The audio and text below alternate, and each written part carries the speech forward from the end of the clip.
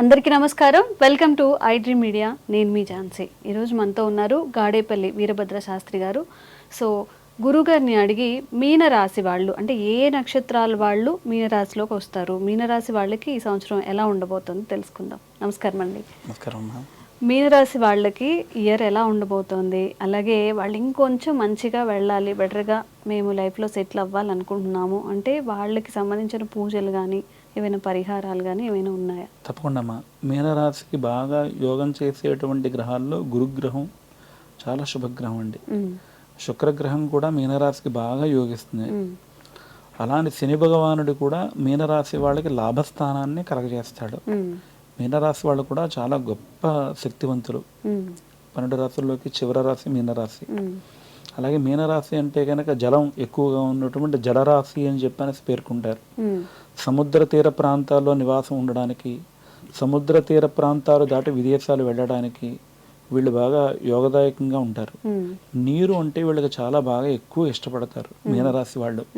అంటే జలరాశి కాబట్టి, పుష్కలంగా జలరాశి కాబట్టి, అంటే చేపలు ఎక్కువ ఉండేటువంటి రాశిలో మీనరాశి చెప్తారు కాబట్టి. అలాగే పూర్వాభాద్ర నక్షత్రం 4వ పాదం, ఉత్తరాభాద్ర నక్షత్రం 4 పాదాల వారు, రేవతి నక్షత్రం 4 పాదాల వారు కూడా మీనరాశిలో ఉంటారండి. మీనరాశికి గత 2.5 సంవత్సరాల నుంచి కూడా ఏలినాటి శని యొక్క ప్రభావం నడుస్తుందండి. ఏలినాటి శని ప్రభావం నడిచినప్పటికీ కూడా గురుడు అనేటువంటి ఆయన మీనరాశి వాళ్ళకి బాగా యోగాన్ని చేసేటువంటి స్థాయిలోనే ఉన్నారు కాబట్టి పెద్దగా ఏలినాటి శని యొక్క ప్రభావం ఉండదు. గురుగారు, అసలు ఏలినాటి శని అంటే ఇప్పుడు ఆ 7 సంవత్సరాలు ఏ రాశి అయినా, ఎలాంటి వాళ్ళైనా, ఏ నక్షత్రమైనా దాని ప్రభావాన్ని అనుభవించాల్సి ఉంటుంది. అదే అమ్మా, ఏలినాటి శని అంటే శని భగవానుడు మంద స్థితిని కలిగి ఉంటారు. అంటే బాగా నెమ్మదిగా వెళ్తారు, చాలా నెమ్మదిగా కదులుతారు, పనులు చాలా లేట్ అవ్వడం, బాగా డిలే అవుతాయి. అయితే 7.5 సంవత్సరాలలోనూ మొట్టమొదట ఆయన ప్రవేశించారు అంటే కనుక అది వ్యయస్థానము అంటారు. అంటే అధికమైనటువంటి ఖర్చులు కలిగి ఉంటాయి మొట్టమొదటి 2.5 సంవత్సరాలలో. 7.5 సంవత్సరాల ఏలినాటి శనిలో మొట్టమొదటి 2.5 సంవత్సరాలు విపరీతమైన వ్యయం కలిగి ఉండడం, డబ్బు మంచినీళ్ళ ప్రవాహంగా ఖర్చు అయిపోవడం, ఇలాంటి వాటిని వ్యయ స్థానంలో ఉంటే కలుగజేస్తుంది. లగ్న స్థానంలో ప్రవేశిస్తే కొంచెం ఆరోగ్యపరమైనటువంటి చిక్కులు ఉంటూ ఉంటాయి.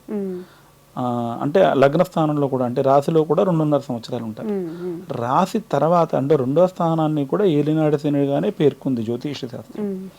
అప్పుడు ఆ స్థానంలో ఉండడం వల్ల కుటుంబ కలహాలు రావటం, ఎక్కడైనా ఏమైనా పెట్టుబడి పెట్టి ఇతరులందరికీ కూడా గమ్మున డబ్బులు వచ్చేయడం, వీళ్ళకేమో గమ్మున డబ్బులు రాకపోవడం, ఇలాంటి ఇబ్బందులన్నీ కూడా ఏలినాటి శని ఉన్నప్పుడు కలుగుతూ ఉంటాయి. అంతేకాకుండా ఏ గ్రహం సంచరించినా పెద్దగా భయం ఉండదు, కానీ శని అనేటువంటి ఆయన సంచరిస్తుంటే కొంచెం ప్రాణభయాన్ని కలగజేస్తాడు ఆయన. అంటే ఆయన ఆయుష్ కారకుడు. శన్యారిష్టేతు సంప్రాప్తే శని పూజ అంచకారయేతు శని ధ్యానం ప్రవక్ష్యామి ప్రాణపీడోపసహంతయేతు. అంటే ప్రాణానికి పట్టినటువంటి పీడను తొలగించి స్వామి అని చెప్పడం అందులో అంతర్భాగం అన్నమాట అండి. అంటే మిగతా అన్ని గ్రహాలు సంచరించినా పెద్దగా ఎవరు భయపడరు, కానీ శని అనేసరికి ప్రాణం మీదకి వచ్చేస్తుంది ప్రతి పరిస్థితి. అంటే పెరాలసిస్, స్ట్రోక్స్ లాంటివి కూడా జాతకంలో శని బాగుండకపోతే ఏర్పడుతూ ఉంటాయి. అది అంటే బ్రెయిన్కి సంబంధించిన ఇబ్బందులు కూడా జాతకంలో శని బాగుండకపోతే వస్తుంటాయి. కాబట్టి వాటికి రిలేటెడ్గానే ఈ యొక్క పెరాలసిస్, స్ట్రోక్స్ వస్తూ ఉంటాయి అన్నమాట. అంటే సో అసలు ముందే మనం ఏదైనా అసలు మన జాతకం ఏంటి, ఏం జరగబోతుందని ముందు గురువుగారి దగ్గర చూపించుకుంటే కొన్ని ముందే బయటపడతాయేమో కదా స్వామి. ఆరోగ్యం గురించి కానీ, మ్యారేజ్ గురించి కానీ, ఏదన్నా చిన్న మార్పులు చేసుకోవాలి అనుకుంటే. ఇప్పుడు ఈ మీనరాశి వాళ్ళకి ఏదైనా పూజలు కానీ, పరిహారాలు కానీ ఏమైనా ఉన్నాయి? మీనరాశి వాళ్ళకి ఇప్పుడు ఏంటంటే లగ్నంలోనే, అంటే మీనరాశిలోనే శని సంచరిస్తున్నారు కాబట్టి ఏంటంటే బాగా వాళ్ళకి బద్ధకంగా కలిగి ఉండడం, గమ్ముని ఏమన్నా ఇదివరకు బాగా వేరే స్పీడ్గా రియాక్ట్ అయ్యే వ్యక్తి కూడా ఫోన్ చేస్తుంటే ఫోన్ ఎత్తకపోవడం, మాట్లాడదాం అనుకుంటే కనుక వాళ్ళకి మాట్లాడాలనేటువంటి శ్రద్ధ, ఇంట్రెస్ట్ లేకపోవడం, ఎక్కడైనా డబ్బులు పెట్టుబడి పెడితే గమ్మున డబ్బులు రాకపోవటం, ఇలాంటి వాటిని అన్నింటినీ కూడా లగ్న శని అనేటువంటి ఆయన కలిగించేటువంటి అవకాశం ఉంది. కాకపోతే ఏంటంటే ఆ యొక్క గురు సంచారం వల్ల పెద్దగా ఇబ్బందులు ఉండవు, కానీ వీళ్ళు కూడా జాగ్రత్త పడవలసినటువంటి అవసరం ఉంటుంది. పైగా ఇక్కడ ఏమైందంటే మీనరాశి వాళ్ళకి 2 సమస్యలు ఏర్పడ్డాయి. ఒకటి లగ్న శని, ఇంకోటైన వ్యయ రాహు. అంటే వ్యయం అనేటువంటి స్థానంలో శని సంచరిస్తే విపరీతమైన ఖర్చు అని చెప్పని అనుకున్నాం. వ్యయ స్థానంలో రాహుగ్రహ సంచారం నడుస్తోంది అంటే కనుక శని సంచారం చేస్తే ఎటువంటి ఫలితాలు వస్తాయో అటువంటి ఫలితాలే మీనరాశి వాళ్ళు ఎదుర్కోవాల్సిన పరిస్థితులు ఉంటూ ఉంటాయి. మళ్ళీ లగ్నంలో శని కూడా. ఇలా వాళ్ళకి 2 కొంచెం విపత్కరమైనటువంటి గ్రహాలు, కొంచెం పెద్ద గ్రహాలు కొంచెం బలహీనంగా ఉండడం వల్ల కలిగేటువంటి సమస్యలు వీళ్ళకి ఏర్పడ్డాయి.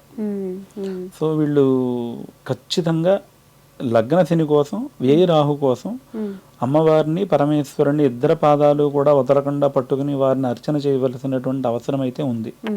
నా యొక్క శ్రేయోభిలాషులకి నేను మీనరాశి వాళ్ళకి నేను ఏం చెప్తానంటే కనుక ఖచ్చితంగా మీరు వీలైతే ప్రతి మాస శివరాత్రి నెలకోసారి వస్తుంది, ఆ రోజున రుద్రాభిషేకం చేసి అమ్మవారికి కుంకుమార్చన చేయండి. ప్రతి నెల ఎక్కడ చేస్తామండి అంటే కనుక ఖచ్చితంగా శనికి సంబంధించినటువంటి జపతర్పణ హోమాలు చేయించి, మృత్యుంజయ హోమం చేయించి, వ్యయరాహు కోసం అని చెప్పనేసని ఖచ్చితంగా చండీ హోమం చేయిస్తే వీరికి సంబంధించినటువంటి ఇబ్బందులు దోషాలు లేకుండా ఉంటాయి. అలాగే లగ్నంలో ఉన్నటువంటి శని, అలాగే లగ్నం నుంచి 6వ స్థానంలో కేతువు యొక్క సంచారం జరుగుతోంది కాబట్టి పితృ సంబంధిత వ్యక్తులు అంటే తండ్రి తరపు సంబంధించినటువంటి బంధువులు కొంచెం విరోధంగా ఉండేటువంటి అవకాశం నడుస్తుంది కనుక కాలభైరవార్చన ఆరాధన చేయటం కూడా వీళ్ళని బాగా గట్టెక్కించేటువంటి అవకాశం ఉంది. అంటే మృత్యుంజయ హోమం చేయటం వల్ల ఈ యొక్క అనారోగ్య తీవ్రత అనేటువంటిది ఎక్కువ కాకుండా ఉంటుంది. ఇవి చేయవలసినటువంటి అవసరం మీనరాశి వాళ్ళకి ఖచ్చితంగా ఉంది. ఎవరైనా మీలో వీడియో చూస్తున్న వాళ్ళు మీనరాశిలో ఉన్నా, లేదా మీ కుటుంబ సభ్యుల్లో మీనరాశి కలిగిన వాళ్ళు ఉన్నా కానీ ఇప్పుడు గురువుగారు ఏదైతే చెప్పారో ఆ పూజలు చేసుకోవడం, స్వామివారిని పరమశివుణ్ణి పూజించడం, ఇంకా ఏదైనా డౌట్స్ ఉన్నా కానీ స్క్రీన్ మీద కనిపించే నంబర్స్కి ఫోన్ చేసి మీ డౌట్స్ని నివృత్తి చేసుకోవచ్చు. సంతోషం స్వామి. నమస్కారం.